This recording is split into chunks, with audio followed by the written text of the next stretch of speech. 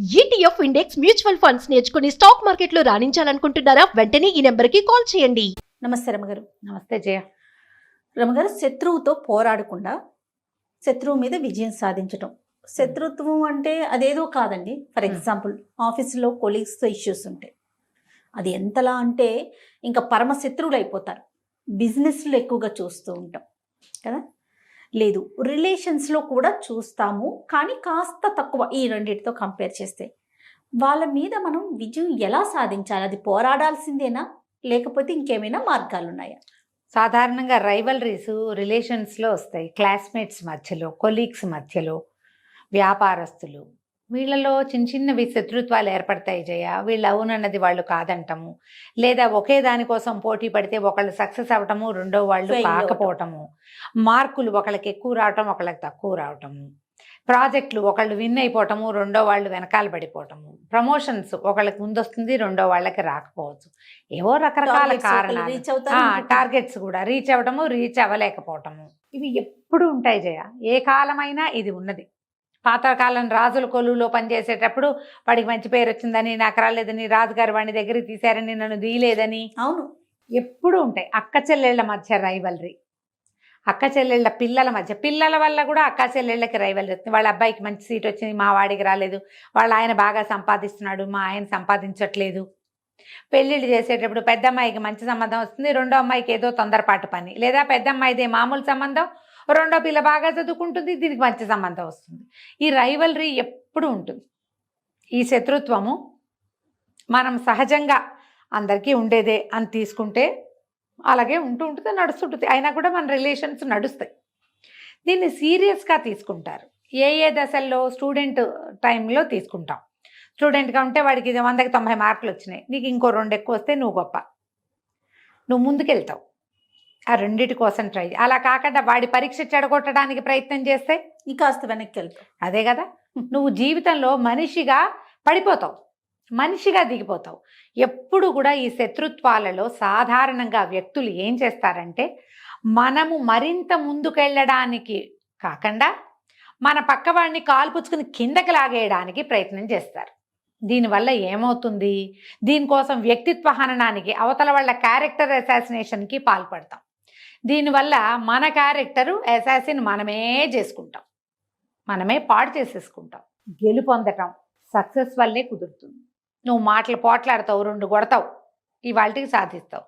రేపు ఇవాళ 2 మార్కులు వాడికి తగ్గేలాగా ఏదో ఒక బిట్టు పొరపాటు చెప్పి వాడి మార్కులు తగ్గిస్తావు. రేపు ప్రాజెక్టులలో ఇవాళ కొట్లాట ఏదో వచ్చి వీడి మీద బ్యాడ్గా చెప్పి హెచ్ఆర్ దగ్గర అక్కడ ఇక్కడ వాడికి జీతం పెరగనివ్వకుండా చేస్తావు. రేపు ఇంకోడు రాడా, వీడు ఇంకో రకంగా వెళ్ళడా?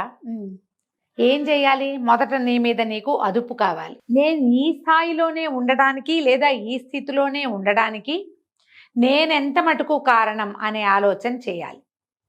నేను ముందుకెళ్ళాలంటే ఏం చేయాలి అనేది రెండో ఆలోచన. నువ్వు ముందుకెళ్ళాలి. ఇప్పుడు పిల్లలు సుమారుగా చదువుకుంటున్నారు, అక్కయ్య పిల్లలు బాగా చదివారు, వాళ్ళు పైకి వెళ్ళారు. ఏం చేయాలి? ఒరే ఎంతసేపు పెద్దమ్మ పిల్లలు చూడు పైకి వెళ్ళారు, మీ వల్ల నేను కింద పడ్డా అనకూడదు. పిల్లలు పైకి వెళ్ళటానికి నువ్వు చేయగలిగే మార్గాలు చెయ్యి. పిల్లల్ని చదివించు, మంచి స్కూల్లో చేర్పించు, ట్యూషన్లు పెట్టించు. ఒకవేళ వాళ్ళకి చదువు రావట్లా, ఆ పోటీకి వాళ్ళని చదివించద్దు, వీళ్ళని ఇంకో వృత్తిలో ప్రవేశపెట్టు. వాళ్ళు బాగా చదువుకుంటే వీళ్ళు బాగా వ్యాపారం చేయొచ్చు. వాళ్ళు ఏం చేశారో అదే చేయాలి, వాళ్ళకంటే బాగా చేయాలని ఆలోచన విధానమే తప్పు. వాళ్ళ శక్తి అది, మన శక్తి ఇంకోటి అయి ఉండొచ్చు. శక్తిని కనుక్కోవాలి. శత్రువుల మీద విజయం అనగానే దైవారాధన ఏం చేయాలి? ఇది ఒక ప్రశ్న. ఏ దైవాన్ని ఆరాధిస్తే శత్రువుని జయించగలుగుతామండి? ఏమిటివి రాజ్యాల కోసమా? కాదే, ఫర్ యువర్ ఓన్ గుడ్ కదా. నువ్వు బాగుపడ్డానికి, నువ్వు బాగుండప్పుడు ఏం చేయాలి? వాళ్ళ మీద విజయం కాదు, నువ్వు అడగాల్సిందేంటి? నేను ముందుకెళ్ళాలంటే ఏం చెయ్యాలి? అది శత్రువు మీద విజయం రావాలి అనుకుంటే మంత్రాలు కాదు. మనం ఏమి ఇందాక చెప్పుకున్నాం కదా, విక్రమార్కులం కాదు కదా. అమ్మవారు ప్రత్యక్షమే వరాలు ఇవ్వడానికి అలా జరగదు కదా. మన గుణం మార్చుకోవాలి, మన విధానం మార్చుకోవాలి, మన ఐడియాలజీ మార్చుకోవాలి. పిల్లలకి దీన్ని బోధించండి. తల్లులు తండ్రులు మీరు తెలుసుకోండి. ఇతరులతో పోటీ పడ్డానికి ఏమిటి, హెల్దీగా ఉండాలి, ఆరోగ్యవంతమైన పోటీ ఉండాలి అది. అంతేగాని వాళ్ళు అదేదో చేశారని మనం ఇదేదో చేస్తామంటే ఎట్లా? ఇవి ఇప్పుడు మనం చూస్తామా జయ, ఈ రోజుల్లో పోటీ వాళ్ళకంటే ఎక్కువ మంచి బట్టలు కొనుక్కోవటం, వాళ్ళకంటే ఆస్తులు సంపాదించడం, వాళ్ళకంటే పూజలు బాగా చేయటం, ఇదే పోటీ కదా. ఇవే పోటీ. అంతేగాని వాళ్ళకంటే బెటర్గా లివింగ్ అంటే మంచి వాళ్ళుగా ఉండటం అని కానీ, ఇతరులకి సహాయం చేయటం అని కానీ, మనలో మన పర్సనాలిటీ డెవలప్మెంట్ అసలు లేనే లేదు. డెవలప్మెంట్ అంటే ఎప్పుడు బాహ్యమైన వ్యవహారమే. పర్సనాలిటీ డెవలప్మెంట్ అంటే లోపల నుంచి పెరగటం, మనం వ్యక్తులుగా ఎదగటం. దాంట్లోకి వెళ్తాం మనం. ఆలోచన మార్చుకోండి. ఎప్పుడు కూడా మన తోటి వాళ్ళ మీద మనది పైచేయిగా ఉండాలంటే మన విజయమే దానికి కారణమవుతుంది. ఆరోగ్యవంతమైన విధానంలో, సరి అయిన విధానంలో మీరు గెలుపొందితే మీరెప్పుడూ విజయం మీ సొంతమే అవుతుంది. మీది ఎప్పుడూ పైచేయిగానే ఉంటుంది.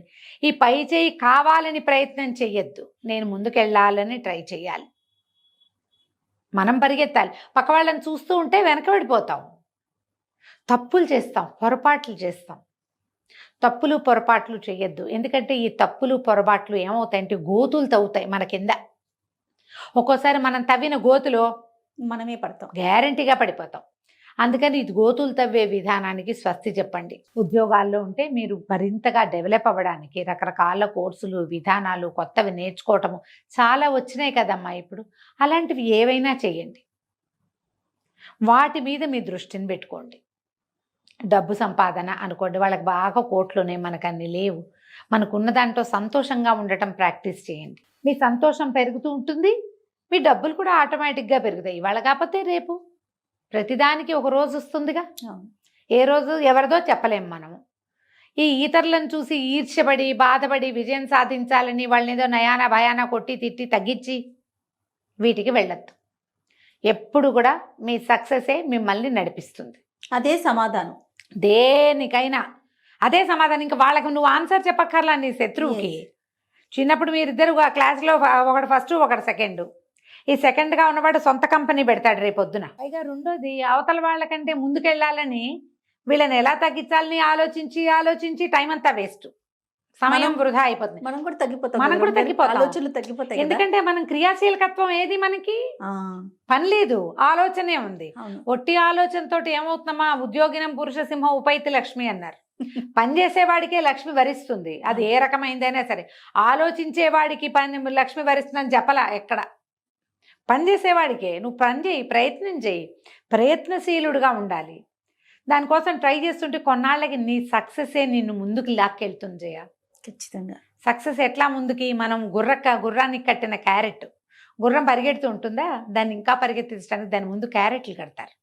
క్యారెట్ అందుకుంటానండి ఇంకా దాని స్పీడ్ పెరిగిన కొందికి క్యారెట్ దాంతో పాటే పరిగెడుతూ ఉంటుంది. నీ దృష్టి క్యారెట్ మీద ఉంటే నీ వేగం పెరుగుతుంది. ఇదొక బ్యాడ్ ఎగ్జాంపుల్. కానీ మీరు ఆలోచించండి, మీ దృష్టి ఎక్కడ ఉండాలి? అటు ఇటు చూడకూడదు. నువ్వు అటు చుట్టుపక్కల చూసావంటే వేగం తగ్గిపోతుంది. అంతే కదా. ఇంకేముంది, వేగం పోయిందా ఇక ప్రపంచంతో పాటు పరిగెత్తేదిలే, కూర్చోటమే మనం పప్పులాగా ఒక చోట. అవును. ఇంకా శత్రుత్వం ఉంటే మరీను ఇంకా వాడి మీద కోపంతో చూస్తా ఉంటా. వాడి మీద కోపంతో రగిలిపోయి మాట్లాడుకుని చెప్పి, అవునండి, వాడిని తగ్గించడానికి ప్రయత్నం చేసి క్యారెక్టర్ అసాసినేషన్లోకి దిగి ఇవన్నీ చేయకండి. ఈ లోపు అవ్వాల్సింది కాస్త ఇక్కడ అయిపోతుంది. పుణ్యకాలం పూర్తయిపోతుంది. మీ అవకాశాలు సన్నగిల్లిపోవచ్చు. అవకాశాల కోసం ముందుకు పరిగెత్తండి. ప్రయత్నశీలుడుగా, కార్యశీలులుగా ఉండండి. మీ శత్రువుని ఆటోమేటిక్గా జయిస్తారు. ఇప్పుడు బయట శత్రువుని జయించాలంటే లోపలుంటే మనకు 6 శత్రువులు. ఈ 6 శత్రువుల్ని జయించండి. జయిస్తే ఆటోమేటిక్గా సక్సెస్ మీ సొంతం అవుతుంది. సరిగ్గా ఆలోచించండి, అంతే. తప్పకుండా. నమస్తే. నమస్తే.